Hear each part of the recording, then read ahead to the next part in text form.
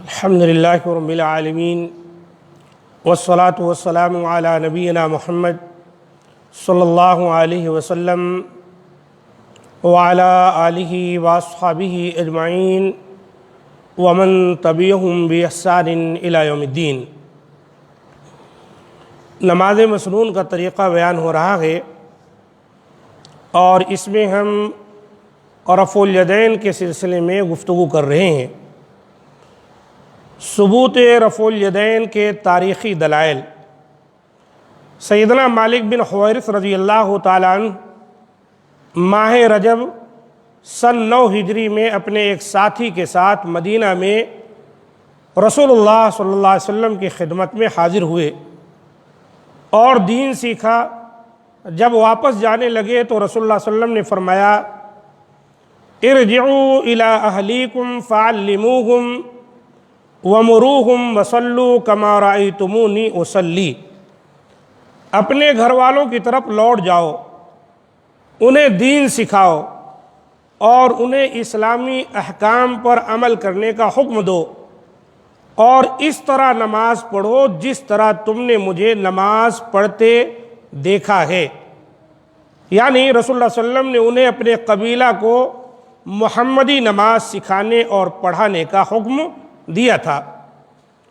یہ حدیث بخاری شریف میں آئی ہے 6008 نمبر پر، جس میں بالکل واضح طور پر نبی صلی اللہ علیہ وسلم کا ارشاد ہے کہ اپنے گھر والوں کی طرف جاؤ اور انہیں تم تعلیم دو اور انہیں حکم دو نماز پڑھنے کا، اور وصلوا کما رأیتمونی اصلی، نماز پڑھو جیسے تم مجھے نماز پڑھتے دیکھ رہے ہو۔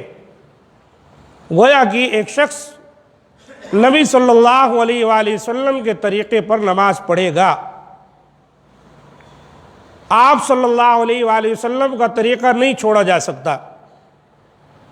نبی صلی اللہ علیہ وسلم نے اسی کا حکم دیا صحابہ کرام کو۔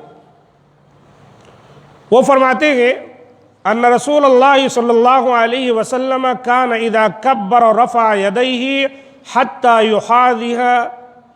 یحاذی بہما اذنیہ، کہ نبی صلی اللہ علیہ وسلم تکبیر تحریمہ کے وقت کانوں تک ہاتھ اٹھاتے تھے، اور اسی طرح آپ صلی اللہ علیہ وسلم اس طرح ہاتھ اٹھاتے کہ آپ کے دونوں ہاتھ دونوں کانوں کے برابر ہو جاتے تھے۔ آپ کے دونوں ہاتھ دونوں کانوں کے برابر ہو جایا کرتے تھے۔ وَإِذَا رَكَعَ رَفَعَ يَدَيْهِ حَتَّى يُحَاذِيَ بَيْنَ اذنیہ حتی یحاذی بہما اذنیہ، اور جب نبی صلی اللہ علیہ وسلم رکوع کرتے تو دونوں ہاتھوں کو اٹھاتے اور وہ بھی اسی طرح دونوں کانوں کے برابر ہو جایا کرتے تھے۔ وَإِذَا رَفَعَ رَأْسَهُ مِنَ الرُّكُوعِ، اور جب اسی طرح رکوع سے سر اٹھاتے تو نبی صلی اللہ علیہ وآلہ وسلم اسی طرح کرتے۔ فَقَالَ سَمِعَ اللَّهُ لِمَنْ حَمِدَهُ فَعَلَ مِثْلَ ذَلِكَ، آپ کہتے سمیع اللہ لمن حمدہ اور اسی طرح اپنے دونوں ہاتھوں کو اٹھایا کرتے تھے۔ یہ مسلم شریف کی حدیث ہے جو 25 اور 391 پر آئی ہوئی۔ تو یہاں پر ہم نے دیکھا کہ نبی صلی اللہ علیہ وآلہ وسلم نے جو صحابہ کرام کو کہا کہ صلو کما رأیتمونی اصلی، نماز ایسی پڑھو جیسے مجھے پڑھتے دیکھ رہے ہو، تو صحابہ کرام نے نبی صلی اللہ علیہ وسلم کی نماز کیسے آپ کو پڑھتے ہوئے دیکھا تھا اس کا ذکر بھی کیا، اور اس نماز کے اندر رفع الیدین کا بھی ذکر ملتا ہے۔ سیدنا مالک بن حویرث رضی اللہ تعالیٰ عنہ خود بھی رفع الیدین کرتے تھے۔ یعنی یہ مالک بن حویرث جو نبی صلی اللہ علیہ وسلم کے صحابی ہیں، جو تعلیم حاصل کرنے کے لیے آئے ہوئے تھے آپ صلی اللہ علیہ وسلم کے پاس، وہ بھی کب آئے تھے؟ 9 ہجری میں، گویا کہ بالکل آخری نبی صلی اللہ علیہ وسلم کی وفات سے تھوڑے دن پہلے۔ جو لوگ یہ کہتے ہیں کہ رفع الیدین تو منسوخ ہو گیا، ان کے لیے یہ دلیل پیش کرنی ہوگی کہ آخر منسوخ کب ہوا؟ 9 ہجری میں تو نبی صلی اللہ علیہ وآلہ وسلم نے رفع الیدین کیا ہے، اور کہا بھی ہے صلو کما رأیتمونی اصلی، نماز ایسی پڑھو جیسے مجھے پڑھتے دیکھ رہے ہو۔ تو اب تھوڑا سا عرصہ باقی ہے، ربیع الاول میں نبی صلی اللہ علیہ وآلہ وسلم کی وفات ہوتی ہے، تو زیادہ سے زیادہ 5-6 مہینے کے اندر آخر کہاں منسوخ ہو گیا، اس کی کوئی دلیل تو پیش کی جائے۔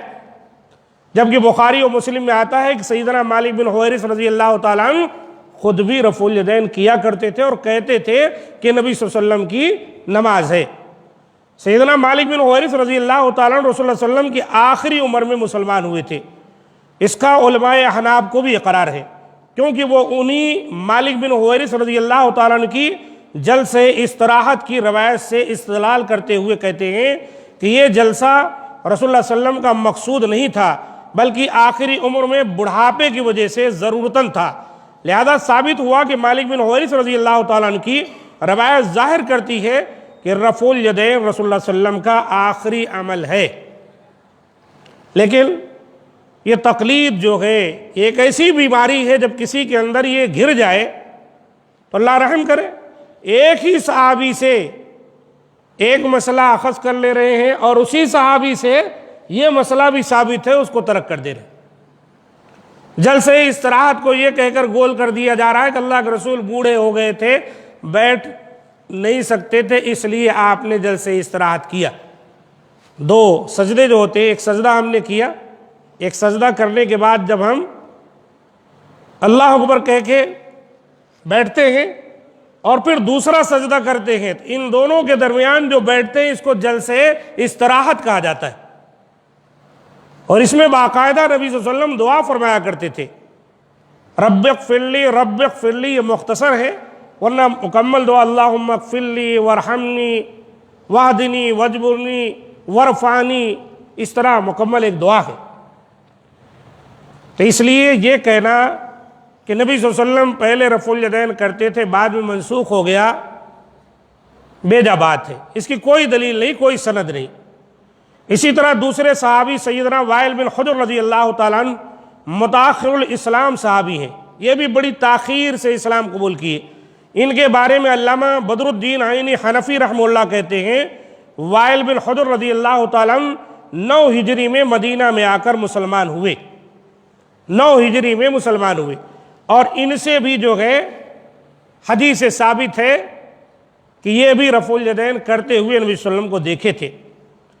یہ بات علامہ بدر الدین عینی حنفی رحمہ اللہ کہتے ہیں، یہ حنفی علماء میں سے ہیں۔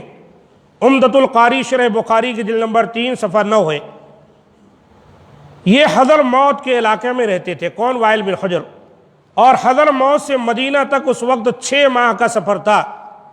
پہلی دفعہ رسول اللہ صلی اللہ علیہ وسلم کے پاس آئے اور دین کے احکام سیکھ کر واپس اپنے وطن چلے گئے، پھر اس کے بعد 10 ہجری میں دوبارہ خدمت اقدس میں حاضر ہوئے۔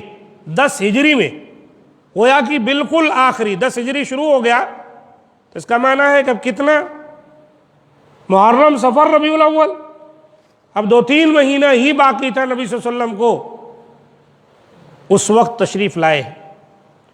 وہ خود فرماتے ہیں ثم جئت بعد ذلك في زمان فيه برد شديد فرأيت الناس عليهم جل الثياب تحرك أيديهم تحت الثياب۔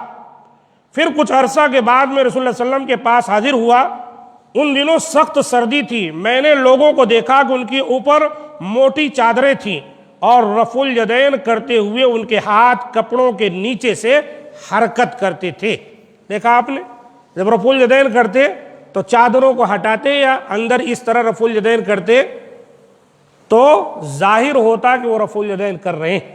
دیکھو چادر اوڑے ہوئے ہیں تو بھی رفع الیدین ہاتھ نکال کر یا چادر کے اندر اس طرح کر رہے ہیں کہ دوسرے کو محسوس ہو جائے کہ رفع الیدین کیا جا رہا ہے۔ یہ حدیث ابو داؤد کی ہے اور 727 پر آئی ہے اور صحیح حدیث ہے۔ اس سے معلوم ہوا کہ 10 ہجری تک رفع الیدین کرنا ثابت ہے اور 11 ہجری کے شروع ہی میں رسول اللہ صلی اللہ علیہ وسلم وفات پا گئے۔ اب منکرین رفع الیدین کو ایسی صحیح روایت پیش کرنی چاہیے جس میں صراحت کے ساتھ یہ ثابت ہو کہ رسول اللہ صلی اللہ علیہ وسلم نے 10 ہجری کے آخر پر یا 11 ہجری کے آغاز میں رفع الیدین کرنا چھوڑ دیا تھا یا منع فرما دیا تھا، جبکہ ایسی کوئی روایت ثابت نہیں ہے۔ اگر کوئی یہ کہے کہ ایسی کوئی روایت تو نہیں ہے، لیکن جن روایات میں ترک رفع الیدین کا ذکر ہے ان سے لگتا ہے کہ صحابہ کرام رضی اللہ عنہم نے بعد میں رسول اللہ صلی اللہ علیہ وسلم کو رفع الیدین چھوڑتے دیکھا ہوگا، تبھی یہ بیان کیا ہے یہ دلیل بھی صحیح نہیں ہے، اس لیے کہ کسی صحابی سے ایسی کوئی صحیح روایت ثابت نہیں ہے۔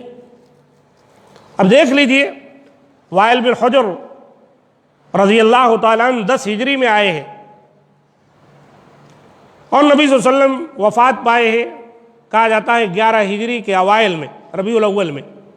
بہرحال کم از کم اگر ہم 1 سال بھی تسلیم کر لیتے ہیں، 1 سال بھی ہم تسلیم کر لیتے ہیں، تو آخری سال ہم کہہ سکتے ہیں کہ وفات کے سال یا آخری ایام میں نبی صلی اللہ علیہ وسلم سے رفع الیدین کرنا ثابت ہے۔ اب کوئی اگر کہتا ہے منسوخ ہو گیا تو وائل بن حجر رضی اللہ تعالیٰ عنہ کے بعد کوئی روایت اس کو لانی پڑے گی جو اس کے لیے ناسخ ہوگی کہ رفع الیدین کرنا منسوخ ہو گیا، اور ایسی کوئی دلیل نہیں۔